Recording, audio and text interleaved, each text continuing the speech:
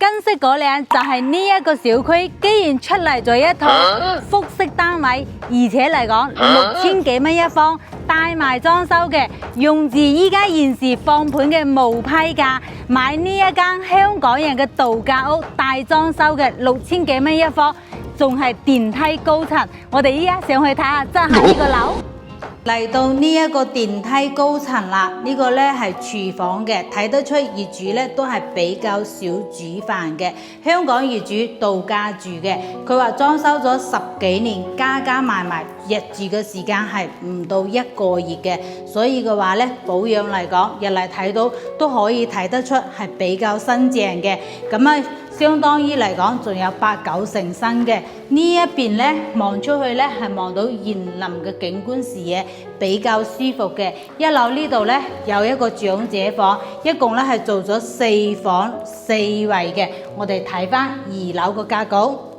2樓呢一共係3房2衛嘅，依家我哋睇嘅呢一間房呢係個套間嚟嘅，咁啊呢邊嘅呢間房呢係中空達成嘅，所以嘅話可以睇到呢間房呢都會比較大。咁呢邊呢，呢一間房呢係個大房嚟嘅，呢個公共洗手間嘅話，相對於嚟講都係比較大嘅。呢個呢就係一個大房嚟嘅，咁可以睇到呢一個大房嘅話，用處比較多啦，睇你想點樣裝修啦，或者點樣擺放床啦。呢一個複式單位呢，單價嚟講係6000幾蚊一方，你睇到嘅帶埋裝修，所睇到嘅都係贈送俾你嘅，而且嚟講佢個實用仲達到咗160方嘅，計埋實用嘅單價5000幾蚊一方，就可以攞低呢一個複式嘅帶埋裝修嘅度假自嘅屋啦。而且嚟講呢，我哋可能線下場買埋一套呢一個沙發就可以入住啦，